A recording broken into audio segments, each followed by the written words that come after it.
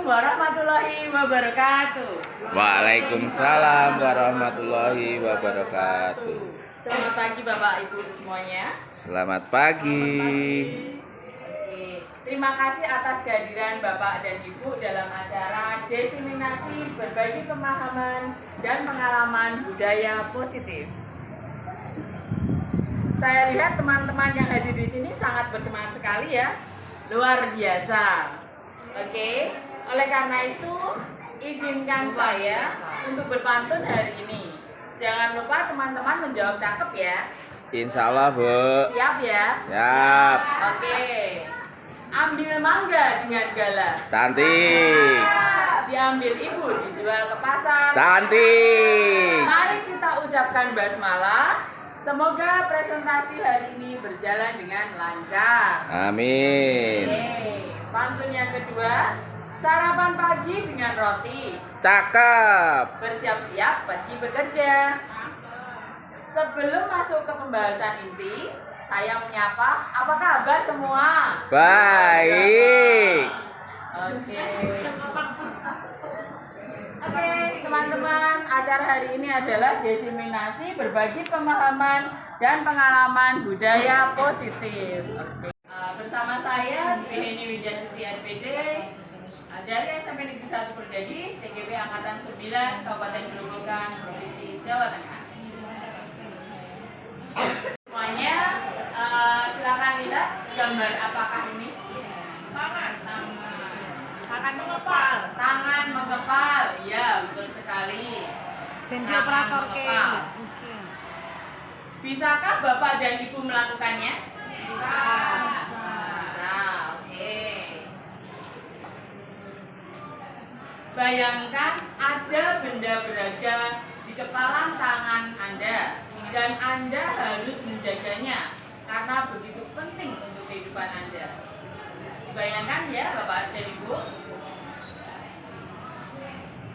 Kemudian tugas rekan Anda mencoba membuka kepalan tangan Anda, mengintimidasi, menghardik, tawari dengan uang, seperti itu, ya. Silakan rekannya bisa mencobanya. Sesuatu yang sangat penting, nominal misalnya uang. Ya. Ya itu anggap aja uang penting. Ya. Uang itu ibaratnya kalau saya genggam, semakin saya genggam semakin orang ingin meraihnya. Jadi kalau semakin saya kuat, semakin orang banyak akan mengambil itu. Ketika saya lepas, maka itu akan diperebutkan oleh orang. Oh, seperti itu. Ya. Mungkin ada yang punya beda pendapat dengan Pak Agus. Tadi kalau Pak Agus bilangnya iya ya, dilepas. Di genggamannya bisa dilepaskan. Kalau yang lain bagaimana? Monggo. Ada yang punya beda pendapat?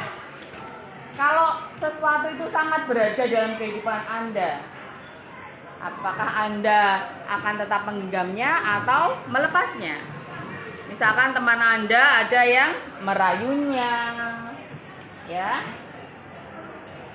Ini tadi membujuk, mengintimidasi, menghardik, menawari dengan uang, seperti itu.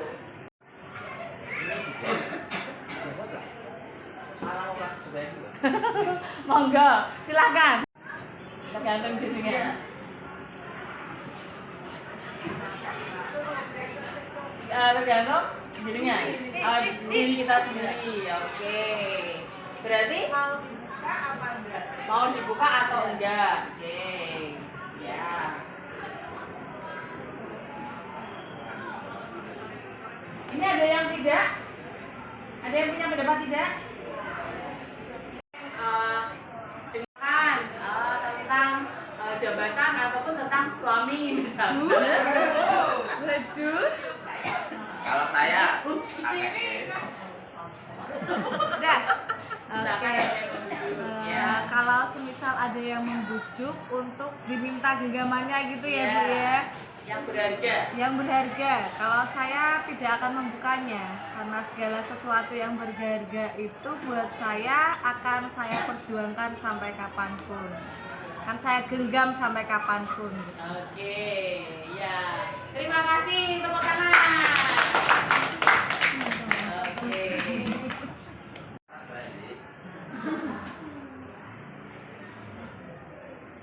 Oke, sekarang selanjutnya ya. Dalam kegiatan ini, tadi Anda ada yang Pak Agus membuka kepala, sedangkan Bu Iba tetap menggenggamnya. Dalam kegiatan ini, siapa yang sesungguhnya memegang kendali atau kontrol untuk membuka dan menutup tangan Anda? Diri sendiri. Betul sekali, diri kita sendiri. Oke.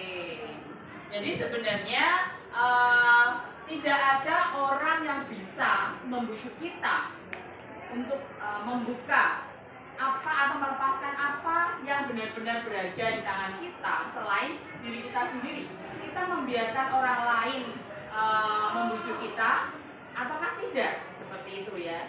Sama saja dengan perubahan paradigma teori kontrol atau teori pilihan, namanya ilusi kontrol. Ilusi guru mengontrol murid, jadi seolah-olah kelihatannya guru itu mengontrol murid ya. Orang merasa bersalah dapat menguatkan karakter, padahal sebenarnya ya. Kemudian ilusi bahwa semua penguatan positif, efektif, dan bermanfaat, apakah itu benar? Kemudian ilusi bahwa orang dewasa memiliki hak untuk memaksa. Jadi sebenarnya kalau anak nurut sama kita, sebenarnya anak itu membuka, dalam artian mengikuti kita ya. Jadi kita tidak bisa memaksa anak, intinya seperti itu.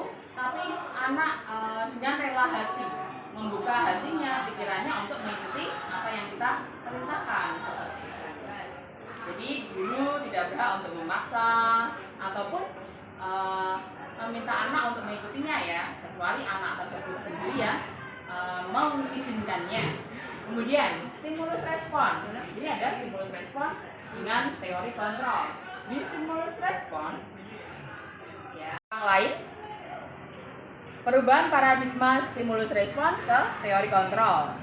Stimulus respon, kita mencoba mengubah orang agar berpandangan sama dengan kita. Ya, kemudian tapi sebenarnya untuk teori kontrol kita berusaha memahami pandangan orang lain tentang dunia. Jadi memberikan pemahaman beda ya dengan mencoba mengubah orang lain berpandangan sama dengan kita. Kemudian berperilaku buruk dilihat sebagai suatu kesalahan.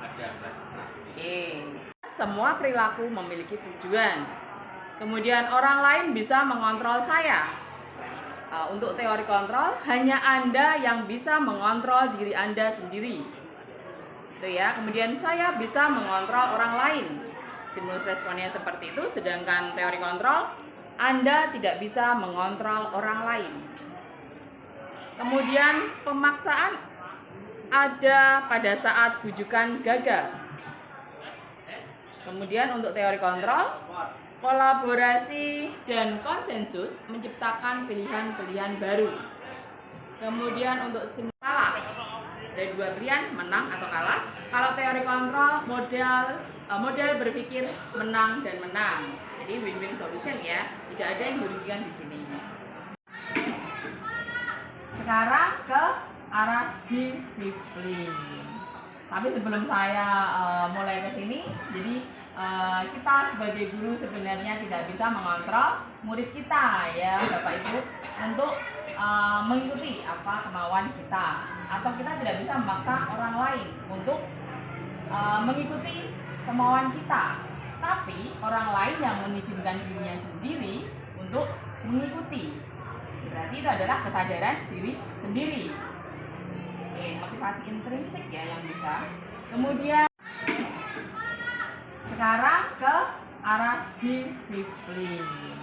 Tapi sebelum saya mulai ke sini, jadi kita sebagai guru sebenarnya tidak bisa mengontrol murid kita ya Bapak Ibu untuk mengikuti apa kemauan kita, atau kita tidak bisa memaksa orang lain untuk mengikuti kemauan kita, tapi orang lain yang mengizinkan dirinya sendiri untuk mengikuti.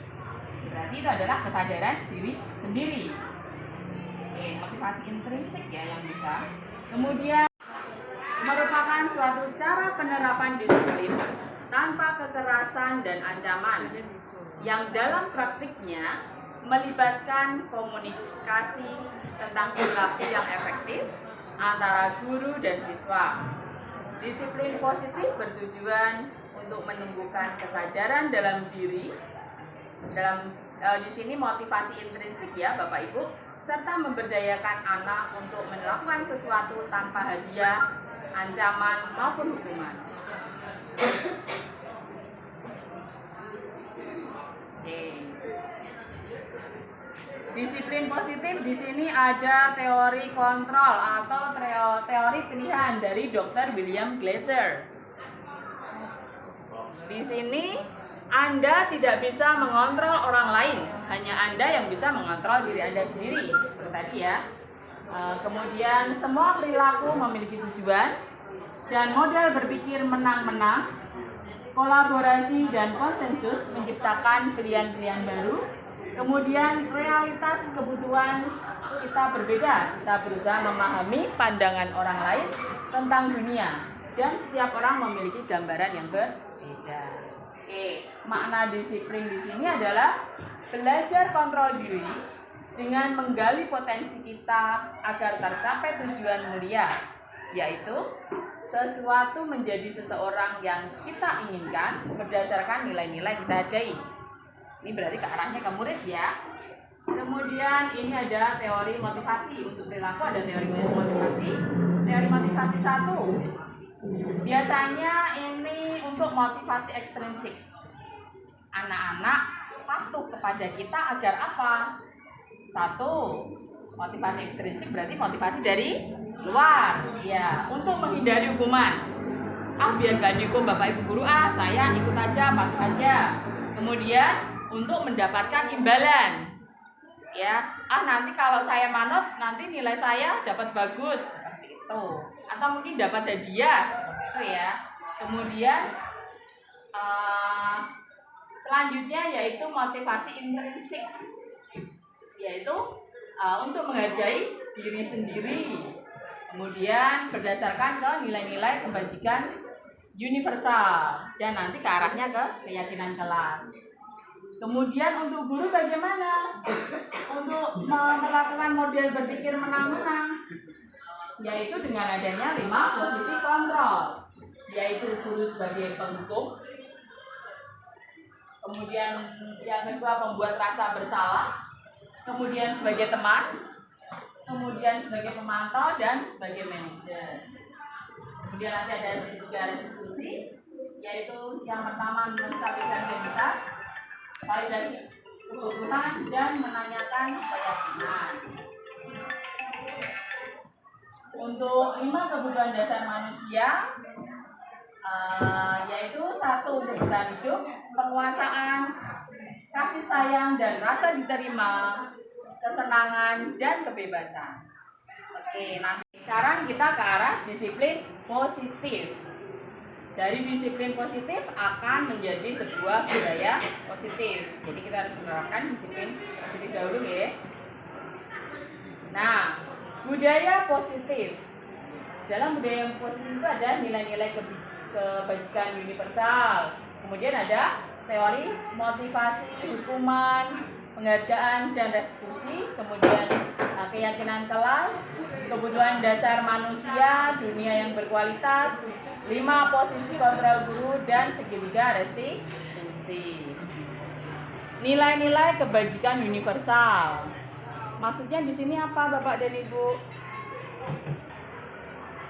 Nilai-nilai kebajikan adalah sifat-sifat positif manusia yang merupakan tujuan mulia yang ingin dicapai setiap individu. Nilai-nilai tersebut bersifat universal dan lintas bahasa, suku bangsa, agama, maupun latar belakang. Kemudian penjelasannya, setiap perilaku atau perbuatan memiliki suatu tujuan. Ini disampaikan oleh Dr. William Glasser pada teori kontrol pada tahun 1984. Dengan mengaitkan nilai-nilai kebajikan yang diyakini seseorang, maka motivasi intrinsiknya akan terbangun. sehingga menggerakkan motivasi dari dalam untuk dapat mencapai tujuan mulia yang diinginkan. Ini berdasarkan teori Dian. Kemudian nilai-nilai kebajikan yang ingin dicapai oleh setiap anak Indonesia kita kenal dengan profil pelajar Pancasila. Ini seperti yang di kurikulum Merdeka ya Bapak Ibu. Ada beriman bertakwa kepada Tuhan Yang Maha Esa dan berakhlak mulia, mandiri, bernalar kritis, berkebinekaan global, bergotong royong, dan kreatif. Sekarang teori motivasi, hukuman, dan penghargaan dan restitusi. Motivasi perilaku manusia. 1. Motivasi eksternal, yaitu untuk menghindari hukuman. 2. Untuk mendapatkan imbalan. Sedangkan yang kedua adalah motivasi internal, motivasi dari dalam, yaitu untuk menghargai diri sendiri. Ini ada dihukum oleh penghargaan. Ternyata penghargaan juga bisa menghukum ya. Caranya gimana? Caranya, nah seperti ini, bahwa penghargaan berlaku sama dengan hukuman dalam arti meminta atau membujuk seseorang melakukan sesuatu untuk memenuhi suatu tujuan tertentu dari orang yang meminta atau membujuk. Dorongannya eksternal dan akan ada faktor ketergantungan. Misalkan kita memberi, ada anak ya, kita kasih, oke, yang juara 1 siapa? Kita kasih penghargaan. Tapi kemudian dia akan semakin lama juga mendapatkan terus penghargaan tersebut ya. Dia sama maju, aku maju dia dapat penghargaan dari Bapak Ibu guru biar dapat hadiah seperti itu ya. Kemudian akhirnya dia akan terus-menerus melakukannya biar mendapatkan penghargaan. Nah akhirnya apa yang akan terjadi? Karena anak si A, misalkan si A seringkali dipuji oleh gurunya, menimbulkan keirian dari temannya. Ya, teman-teman yang lainnya iri sehingga si A dibenci oleh teman-temannya. Oh, cari muka. Oh, kamu sukanya apa? Pengen dipuji seperti itu. Jadi ini dihukum oleh penghargaan. Jangka pendek dan jangka panjang. Penghargaan itu menghukum. Penghargaan mengurangi ketepatan. Kemudian tidak efektif. Penghargaan merusak hubungan. Tadi ya, hubungan antara teman tadi ya. Rusak karena si A terus yang dipuji. Lah si B kok nggak dipuji, si C kok nggak dipuji, seperti itu. Kemudian penghargaan menurunkan kualitas. Ketika anak tersebut tidak dipuji, dia tidak akan semangat mengerjakan sesuatu. Kemudian penghargaan mematikan kreativitas. Ketika tidak ada hadiah atau imbalan, anak-anak tidak akan kreatif lagi. Jadi dia melakukan kreativitas karena ada mungkin piala, mungkin dapat hadiah uang, imbalan nilai seperti itu. Kemudian penghargaan mengurangi motivasi intrinsik. Jadi kalau pengen bertahan dalam jangka waktu yang panjang ya, misalkan kondisi tubuh kita kan pasti naik turun. Selama kita motivasinya dari luar, misalkan ingin mendapatkan apa, ingin mendapatkan jabatan apa, ketika motivasi kita turun, kita down ya sudah, kita akan tidak semangat lagi atau mungkin akan berhenti melakukannya. Tapi kalau motivasi intrinsik, bagaimanapun keadaannya kita akan berusaha untuk bertahan melakukannya. Okay. Kemudian di sini ada 2 identitas. Identitas gagal dan identitas sukses. Ada identitas gagal dan identitas sukses. Identitas gagal biasanya dengan hukuman.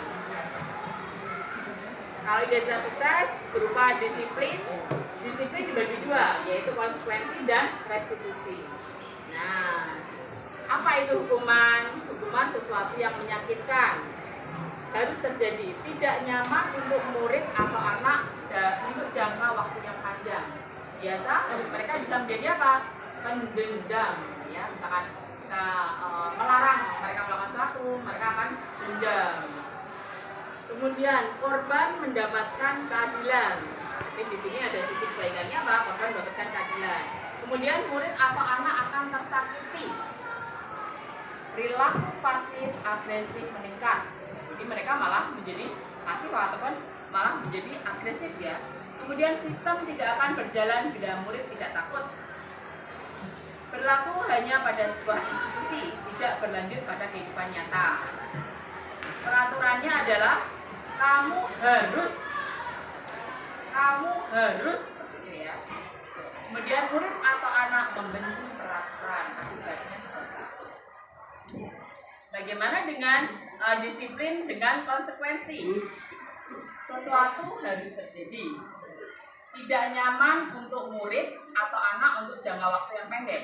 Kalau ada konsekuensinya, misalkan anak melakukan kesalahan, kalau kita kasih konsekuensinya apa, biasanya anak akan merasa tidak nyaman ya, tapi waktu itu untuk jangka pendek. Kemudian korban bisa diabaikan akibatnya. Murid atau anak dibuat tidak nyaman. Penguatan hanya bertahan dalam jangka waktu pendek. Kemudian memerlukan monitoring dan supervisi terus-menerus dari guru. Guru berarti harus ngecek terus. Kemudian membantu penerapan mengikuti peraturan dalam masyarakat. Kemudian apa peraturannya? Mampukah kamu melakukannya? Terima kasih. Ini biasanya kata-kata ya untuk konsekuensinya. Kalau kamu melakukan kesalahan ini, kamu melanggar peraturan apa? Gitu ya. Kemudian murid atau anak menghormati peraturan, akibatnya bisa seperti itu. Dan di sini kalau konsekuensi sifatnya netral, kalau hukuman tadi sifatnya negatif. Nah, sekarang yang sifatnya positif. Oh, ternyata ada negatif, netral, dan positif. Sekarang kita cek ya yang positif ya. Dengan restitusi. Apa itu restitusi? Bukan restu ninja sini ya. Restitusi yaitu merupakan pilihan. Berarti kita berikan pilihan. Menguatkan untuk anak atau murid dalam jangka waktu yang panjang. Nah, ini jangka waktunya panjang. Kemudian korban mendapatkan ganti, murid atau anak mendapatkan penguatan. Kemudian masalah terpecahkan. Murid belajar bertanggung jawab untuk perilakunya. Lebih baik ya, fokus pada pemecahan masalah dalam jangka waktu panjang. Biasanya kata-katanya, apa yang kamu yakini? Berarti berhubungan dengan keyakinan kelas. Apa yang bisa kamu lakukan untuk memperbaiki masalah ini? Kemudian murid atau anak menghormati dirinya dan orang lain. Nah, lagi. Ya. Yang paling bagus tuh yang mana ya? Oke, yang paling bagus di sini adalah restitusi, Buzzer. Restitusi itu berarti kita memberikan pilihan kepada anak dengan memberikan pemahaman sebenarnya yang kamu lakukan itu benar atau salah. Kira-kira kalau misalkan anak sudah jawab salah bu, oh berarti kamu melanggar keyakinan kelas yang mana ya? Gitu. Dan ekspresi kita data dan tidak marah-marah itu juga ini ya. Kalau dia dikasih pilihan tapi milihnya yang negatif terus. Nah, ini Ulang-ulang terus ditanya iya. lagi gitu. Iya, itu memang untuk ke arah restitusi ada beberapa kali. Ada namanya segitiga restitusi. Nanti kita akan bahas. Tentu saja ada perilaku-perilaku seperti itu ya Bu, mungkin dikasih tahu berkali-kali masih seperti itu. Itu kan kita sebagai guru kelas. Ketika kita sudah tidak mampu menanganinya, baru kita kasihkan ke guru BK yang menangani. Misalnya gini loh, kayak murid ya dikasih tugas satu nggak dikerjakan. Kayak, misalnya kan pertanyaan ya yang akan saya, oh ini disirami, buat komitmen disirami, mati. Kasih lagi, mati lagi. Ini murid-murid saya sedang nanam ini. Nanam ya duduk-duduk, terus udah tak bawain gunting, masih duduk-duduk, nggak selesai. Nah, terus ini tahu konsekuensinya mati, tahu. Terus besok ini tumbuh, ini enggak. Terus tanamannya dicabutin, malah mati lagi kan. Itu sudah seminggu, 2 minggu kan nggak boleh hukum tuh tadi. Dia tahu konsekuensinya ya nggak bisa melihat hasil pertumbuhan. Nah, Berarti harus diulang-ulang terus sampai dia tahu, tapi kayaknya kalau nggak ada hukuman nggak ada waktunya. Ya kalau saya ini akhirnya membuat suatu keputusan, saya nilai. Jadi per minggu saya nilai. Dia itu kan tadi kan hubungannya sama penghargaan toh. Kelak dia ketika saya nggak bawa daftar nilai, dia nggak bekerja. Benar, nah kalau sekarang kan pilihannya yang ini, yang apa namanya? Restitusi. Oh, jadi saya kelak saya nggak bawa daftar nilai. Ya. Nah ini kan saya buat. Tapi resikonya gitu. Ya. Berulang-ulang. Ya, terjadi berulang-ulang ya. Memang kesadaran itu aja, tapi kesadaran perlu ditumbuhkan, ya Bu. Nah, nanti kita akan bahas pertanyaan gini kan akan kita bahas selanjutnya ya. Oke. Sekarang perbedaan dasar manusia. Di sini ada satu bertahan hidup, ini bersifat fisiologis untuk bertahan hidup. Kemudian yang kedua kasih sayang dan rasa diterima, bersifat psikologis meliputi hubungan dan koneksi sosial. Yang ketiga penguasaan berhubungan dengan kekuatan untuk mencapai sesuatu atau agar dianggap berharga. Kemudian yang keempat kebutuhan kebebasan. Jadi kebutuhan akan kemandirian dan memiliki pilihan. Yang kelima adalah kebebasan. Jadi manusia butuh bebas ya. Kebutuhan akan kemandirian dan memiliki pilihan. Jadi ada 5 kebutuhan dasar manusia, yaitu satu apa? Bertahan hidup. Kemudian yang kedua kasih sayang dan rasa diterima. Kita kan butuh itu ya, butuh kasih sayang dan rasa diterima. Kemudian butuh penguasaan. Oke, kemudian butuh kebebasan dan juga ini kebebasan Oke, ada 5 posisi kontrol guru. 5 posisi kontrol guru di sini kita menjadi apa? Mari kita cek. 1, guru itu bisa menjadi penghukum, ya. Ada yang menjadi penghukum, kemudian membuat rasa bersalah. Ada posisi kontrol guru menjadi teman dengan murid. Ini hubungannya dengan murid ya Bapak Ibu. Kemudian menjadi pemantau. Apakah posisi kita menjadi pemantau? Apakah posisi kita selama ini menjadi manajer? Nah, oke. Kira-kira yang paling tepat apa ya? Teman. Kalau guru BK, teman. Di antara 5 posisi kontrol guru, yang manakah yang ideal dimiliki oleh seorang guru? Ya, Bu Chandra. Kalau saya sebagai guru BK itu saya pilih teman. Ya, alasannya Bu. Karena kalau dengan teman kita bisa menerapkan semua itu. Oh begitu. Oke. Yang lain bagaimana? Kalau saya mungkin kan ini guru BK ya. Kalau saya mungkin manajer juga. Manajer. Oke. Bu Ika? Bu Ika, menurut jenengan manakah yang ideal yang dimiliki oleh guru? Sama kalau untuk guru BK itu lebih ke teman. Teman. Ya. Bu Sofi? Sama dan master. Sama dengan biasa manajer. Oke. Yang lain? Bu Nancy? Bu Nancy? Posisi yang paling ideal menurut jenengan dimiliki guru apa? Di sini ada penghukum, teman, pembuat rasa bersalah, pemantau, manajer. Kira-kira ideal yang mana? Pemantau Bu. Apa Bu? Merokok Ya, apa Bu? Pilih aja, nggak apa-apa. termasuk pemantau. Manajer. Kalau Bu Sri, ini aja Bu. Pemantau.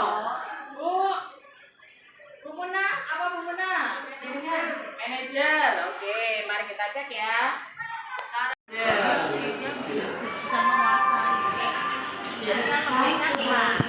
Guru ya, ini guru ya, guru secara umum. Ya, kalau Oke, mari kita lihat penghukum. Maksudnya gimana penghukum? Seorang penghukum bisa menggunakan hukuman fisik atau verbal.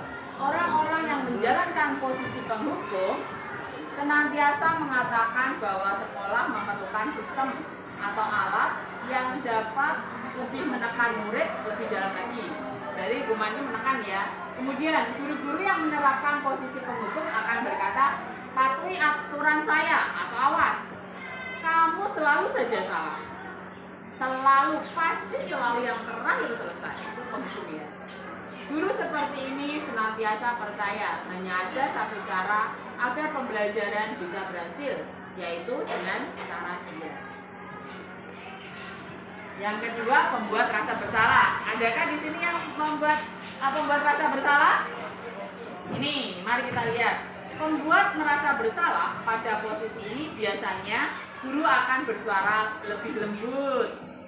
Kemudian pembuat rasa bersalah akan menggunakan keheningan yang membuat orang lain merasa tidak nyaman, bersalah, atau rendah diri. Kata-kata yang keluar dengan lembut akan terdengar seperti ini. Ibu sangat kecewa sekali dengan kamu. Berapa kali Bapak harus memberitahu kamu ya? Gimana coba kalau orang tua kamu tahu kamu berbuat begitu? Itu ya. Di posisi ini, murid akan memiliki penilaian yang buruk tentang guru mereka. Murid merasa tidak berharga dan telah mengecewakan orang-orang yang disayangi. Berarti ini akibatnya ke mental si anak ya, psikis anak. Kemudian yang ketiga adalah teman. Posisi kontrol guru sebagai teman.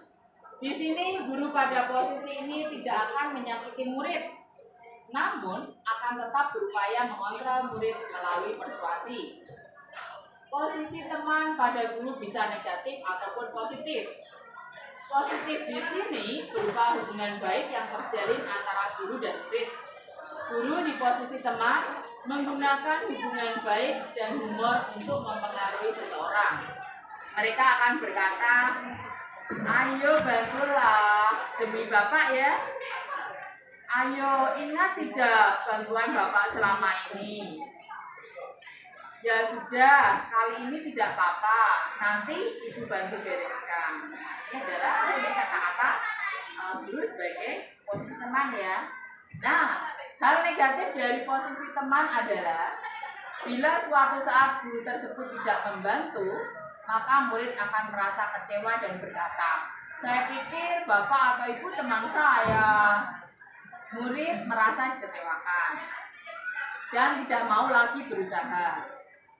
Kemudian hal lain yang mungkin timbul adalah murid hanya akan bertindak untuk guru tertentu dan tidak untuk guru lainnya.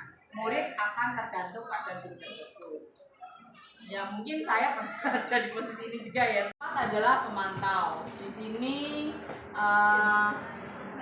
guru pada posisi ini tidak akan menyakiti murid. Oke.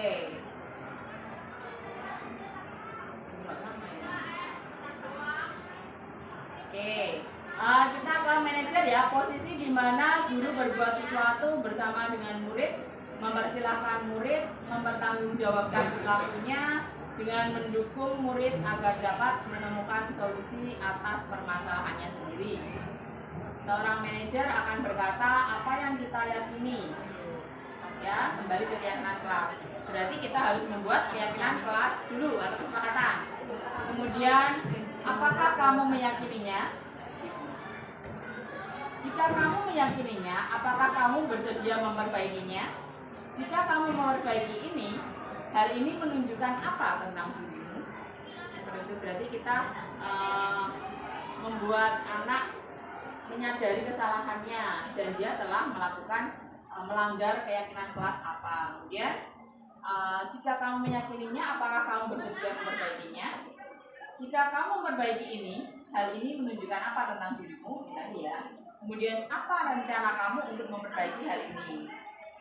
Ini gambar saya kemarin yang praktek ini ya Bapak Ibu, segitiga restitusi dengan percaya. Ini tugas manajer bukan untuk mengatur perilaku seseorang. Kita membimbing murid untuk dapat mengatur dirinya sendiri. Seorang manajer bukannya memisahkan murid dari kelompoknya, tapi mengembalikan murid tersebut ke kelompoknya dengan lebih baik atau lebih kuat. Jadi dengan kita menyadarkan ya, kalau tadi yang pemantau berarti setiap anak melakukan kesalahan, kita punya daftarnya ya. Oh, kamu sudah 2 kali loh terlambat. Oh, kamu sudah 3 kali loh tidak mengerjakan PR. Itu namanya memantau. Ya, kita punya checklistnya. Seperti itu ya, Bapak Ibu. Kemudian untuk 5 posisi kontrol. Di sini ada 5 posisi kontrol ya Bapak Ibu. Ada motivasi, identitas gagal, yaitu kontrol dari luar, kemudian identitas berhasil atau sukses, itu juga kontrol dari luar, kemudian identitas berhasil atau sukses, yaitu kontrol diri. Untuk identitas gagal yaitu menghindari hukuman. Di sini adalah penghukum dan membuat orang merasa bersalah. Kemudian identitas berhasil atau sukses, di sini kontrolnya dari luar, yaitu mengharapkan imbalan atau ketergantungan pada orang lain. Di sini adalah posisi kontrol, guru menjadi teman ataupun pemantau. Kemudian identitas berhasil atau sukses, yaitu menghargai diri sendiri, yaitu posisi kontrol guru sebagai manajer. Oke, mungkin tadi yang pemantau tadi ya, menghitung, ini guru berkatanya, guru berbuat menghitung dan mengukur. Jadi menghitung berapa banyak anak melakukan kesalahan dan mengukurnya. Kemudian biasanya guru dengan posisi pemantau yaitu berkatanya apa peraturannya, seperti itu. Untuk guru di posisi pemantau yaitu menyesuaikan diri bila diawasi. Jadi kalau nggak ada guru ya berarti dia akan melakukannya lagi, seperti itu. Kemudian kalau dengan dunia berkualitas, murid meletakkan guru, peraturan, dan hukum di dunia berkualitas. Kemudian murid akan berkata, berapa banyak bintang yang saya harus peroleh, berapa halaman yang harus saya tulis. Kemudian dampak pada murid, menitik beratkan pada sanksi atau hadiah untuk dirinya. Oke. Tentang segitiga restitusi. Apa itu segitiga restitusi? Oke, segitiga restitusi dalam penyelesaian masalah yaitu seorang guru yang berperan sebagai manajer selalu menggunakan segitiga restitusi dalam penyelesaian masalah. Segitiga restitusi memiliki 3 tahapan, yaitu tahapan pertama menstabilkan identitas siswa, ya. Kemudian validasi kebutuhan dan menanyakan keyakinan. Di sini menstabilkan identitas, setiap orang pasti pernah melakukan kesalahan. Biasanya kata-kata guru seperti itu ya. Kemudian kamu bukan satu-satunya orang yang pernah melakukan kesalahan ini. Kemudian kita memvalidasi kebutuhan ya. Kamu tentu punya alasan mengapa kamu melakukan itu. Adakah cara yang lebih efektif untuk mendapatkan apa yang kamu inginkan atau kamu butuhkan? Menstabilkan identitas untuk membuat anak yang merasa gagal karena berbuat salah menjadi positif terhadap dirinya. Jadi anak kalau melakukan kesalahan, dipanggil guru itu sudah merasa, wah aku pasti akan dimarahi, wah aku pasti akan dihukum. Pasti ada pikiran seperti itu ya, anak-anak seperti itu. Di sini guru untuk menstabilkan identitas, guru berkata berbuat salah itu hal yang manusiawi. Kita berusaha menjadi di posisi murid ya. Terus tidak ada manusia yang sempurna. Bapak atau ibu juga pernah berbuat salah. Kita pasti bisa menyelesaikan masalah ini. Bapak atau ibu tidak tertarik untuk mencari tahu siapa yang benar, siapa yang salah. Bapak atau ibu lebih tertarik untuk menyelesaikan masalah. Kemudian, kalau kamu menyalahkan dirimu sendiri terus-menerus, apakah kamu bersikap baik pada dirimu sendiri? Tujuan. Di sini tujuannya membantu murid mengenai basic need atau kebutuhan dasar yang ingin dipenuhinya ketika melakukan kesalahan itu. Pada dasarnya, setiap tindakan manusia tujuannya adalah memenuhi basic needs. Apakah itu power, penguasaan, freedom, kebebasan, love and belonging, cinta dan kasih sayang, fun, kesenangan, dan adalah survival, bertahan hidup. Oke, guru berkata, kamu bisa saja melakukan hal yang lebih buruk, tapi kamu tidak melakukannya kan? Kemudian guru juga bisa berkata, kamu pasti punya alasan jika kamu melakukannya. Kemudian, apa yang penting bagi kamu? Kamu boleh tetap berusaha menjaga sikap itu, tapi tambahkan sikap yang lain, yang baru. Kemudian, maukah kamu belajar cara lain untuk mendapatkan yang kamu butuhkan tanpa harus memukul? Apakah kamu bisa melakukan dengan lebih baik besok lagi? Itu adalah untuk memvalidasi kebutuhan anak. Ini adalah menanyakan keyakinan. Ini fungsinya anak melihat kesalahannya dihubungkan dengan norma sosial dan nilai-nilai yang mendasari manusia berinteraksi dengan orang lain. Nah, ini di sini guru menghubungkan. Ini biasanya guru berkata, apa nilai yang kita percayai di kelas atau di sekolah kita? Nilai-nilai universal apa yang telah kita sepakati? Kelas yang ideal itu seperti apa sih? Kamu ingin menjadi anak yang seperti apa? Apa yang kamu rasakan? Ketika kamu melakukan itu, kamu menjadi orang yang seperti apa? Keyakinan kelas.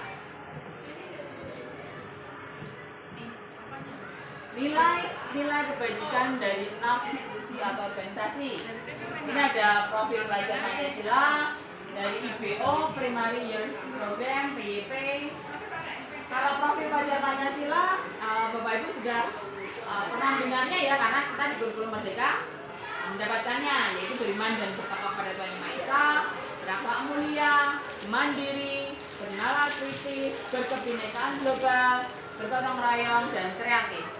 Nah, nilai-nilai kebajikan ini ada 6 nanti, itu yang kita gunakan dalam membuat keyakinan kelas.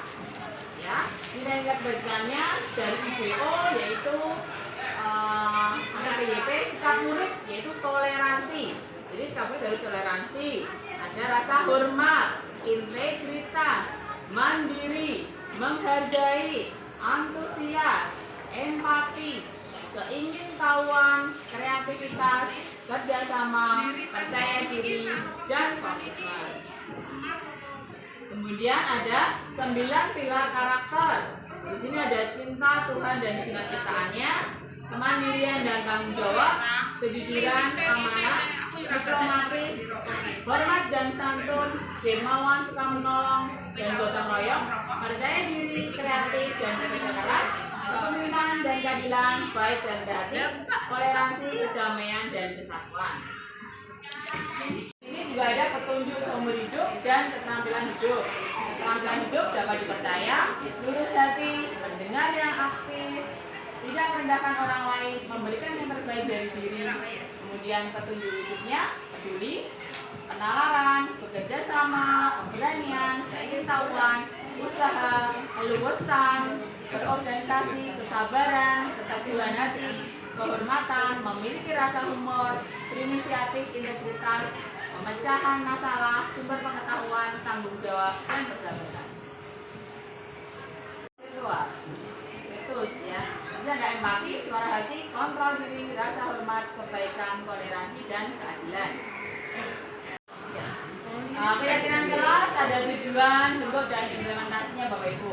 Tujuannya menumbuhkan keterlibatan murid dalam membentuk keyakinan kelas untuk mencapai kelas impian bersama guna pembelajaran yang efektif.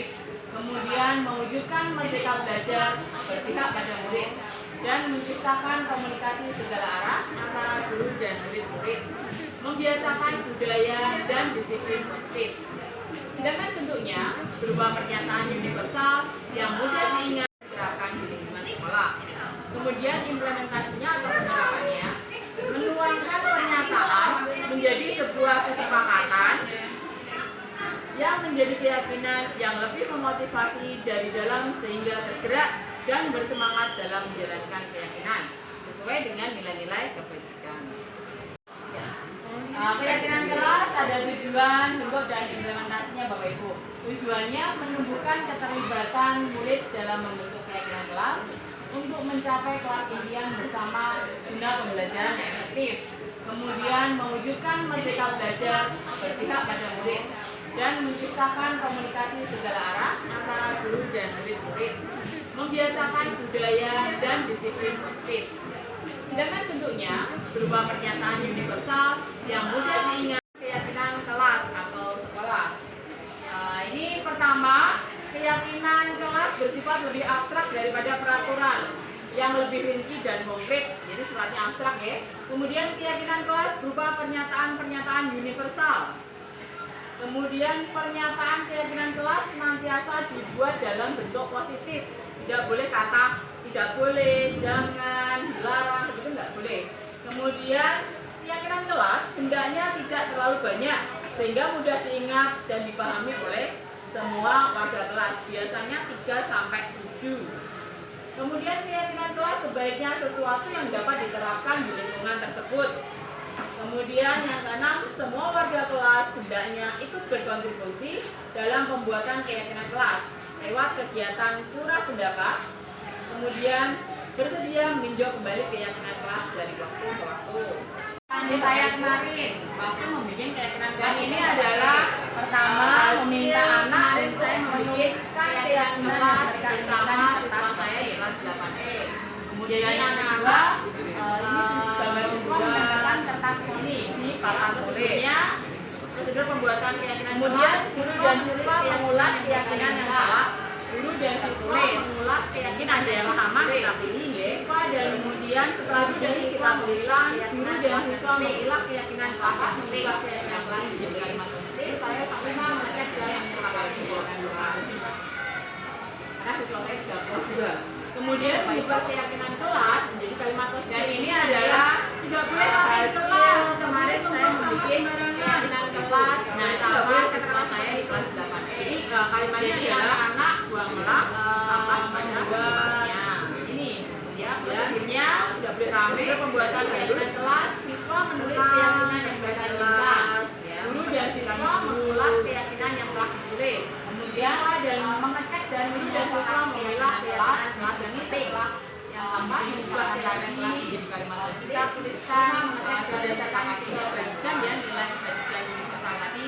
Kami meyakini Bapak Ibu bahwa kedisiplinan ini adalah hasil kemarin saya membuat keyakinan kelas bersama siswa saya di kelas 8E. Murid-murid saya, jadi anak-anak akan membuat ini ya prosedurnya. Prosedur pembuatan keyakinan kelas, siswa menulis keyakinan yang mereka inginkan. Guru dan siswa mengulas keyakinan yang telah ditulis. Siswa dan strategi pembelajaran siswa mengulang keyakinan kelas yang penting. Ini adalah contoh keyakinan kelas 8E yang saya bikin kemarin. Di sini adalah peraturan yang anak-anak inginkan ketika di dalam kelas, hasil ditulis di kelas motif. Dan ini adalah kebijakan universal. Jadi saya bikin misalkan ini tentang tanggung jawab. Kami meyakini bahwa sangat penting untuk bertanggung jawab menjaga kebersihan, kerapian, dan kegiatan kelas. Jadi yang ada di sini peraturan yang anak-anak bikin, ya yang disepakati bersama dipilih dan dikelompokkan ke dalam kalimat-kalimat kebajikan universal. Kemudian hormat dan santun. Di sini kami meyakini bahwa sangat penting untuk bersikap hormat dan santun kepada guru. Kemudian nilai kebajikannya toleransi atau kedamaian. Kami meyakini bahwa sangat penting untuk saling menjaga kedamaian dan ketenangan kelas. Kemudian disiplin. Kami meyakini bahwa sangat penting untuk bersikap disiplin dengan datang tepat waktu, berseragam rapi. Kemudian percaya diri dan rajin, kami meyakini bahwa sangat penting untuk bersikap percaya diri atau aktif dan rajin mengerjakan tugas dari guru. Ini adalah dokumentasi budaya positif yang ada di SMP 1 Bapak Ibu. Yang kami kita yaitu strategi pembelajaran yang bervariasi, menyenangkan dan berpusat pada murid. Contohnya pembelajaran diskusi berkelompok 4 orang dengan ketua kelompoknya adalah yang dipilihkan yang berkemampuan di atas rata-rata. kemudian presentasi di depan kelas, kemudian ini adalah interview beberapa teman tentang pembelajaran hobi, kemudian ini belajar dengan permainan, kemudian ini pembelajaran sesuai dengan kebutuhan murid yaitu berdiferensiasi, yaitu pembuatan mini digital magazine dengan bidding book, kemudian pembuatan majalah secara manual yaitu dengan kertas, kemudian pembuatan video TikTok. Kebiasaan positif yaitu sholat zuhur berjamaah, ini contohnya, kemudian pembiasaan 5S, senyum, salam, sapa, sopan, dan santun. Kemudian kebiasaan positif yang lain yaitu literasi, kemudian adiwiyata menggunakan reuse galon bekas menjadi pot, memanfaatkan balon bekas ya. Kemudian botol hidroponik menjadi galon bekas ini. Jadi galon bekas dicat yang bagus, yang cantik, kemudian dibikin pot hidroponik. Ini dibagi dua, yang bawahnya adalah air dan ini adalah sumbernya agar air bisa naik ke atas. Kemudian pengembangan bakat dan minat anak. Dia sampai negeri 1 Prodadi ada ekstra marching band, kemudian ada ekstra tari, ekstra PMR, ekstra jurnalistik, ekstra paskibra, kemudian ekstra KSN matematika, ekstra KSN IPA, ekstra karawitan, dan ekstra pramuka. Ada juga ekstra bahasa Inggris ya. Kemudian kesimpulannya, untuk membudayakan disiplin positif diperlukan suatu dasar atau pijakan sebagai kekuatan, yaitu nilai kebajikan universal. Dalam memperoleh nilai ini perlu dikaitkan dengan adanya teori motivasi dan hukuman ataupun penghargaan. Oke, kesimpulan. Untuk membudayakan disiplin positif diperlukan suatu dasar atau pijakan sebagai kekuatan, yaitu nilai kebajikan universal. Dalam pemerolehan nilai ini perlu dikaitkan dengan adanya teori motivasi, hukuman maupun penghargaan. Mengambil sisi positif yang dijadikan sebagai keyakinan kelas dengan mengetahui posisi kontrol sehingga bisa memenuhi kebutuhan dasar manusia dan bisa menyelesaikan permasalahan yang muncul melalui skema segitiga restitusi. Ini budaya positif itu adalah filosofi dari Ki Hajar Dewantara ya, yaitu jika budaya positif sudah dijalankan, maka tujuan pendidikan nasional sesuai filosofi KHD akan terwujud, yaitu pendidikan yang berpihak pada murid dan menuntun tumbuh atau hidupnya kekuatan kodrat yang ada pada murid. Kemudian untuk hubungan nilai dan peran guru penggerak, 5 budaya positif dapat terbentuk jika guru memiliki 5 nilai guru penggerak, diantaranya berpihak pada murid, mandiri, reflektif, kolaboratif, inovatif. Kemudian budaya positif akan tumbuh dan berkembang jika guru penggerak bisa memainkan peran dan mengimplementasikan dalam kehidupan. Jadi kita terapkan ya.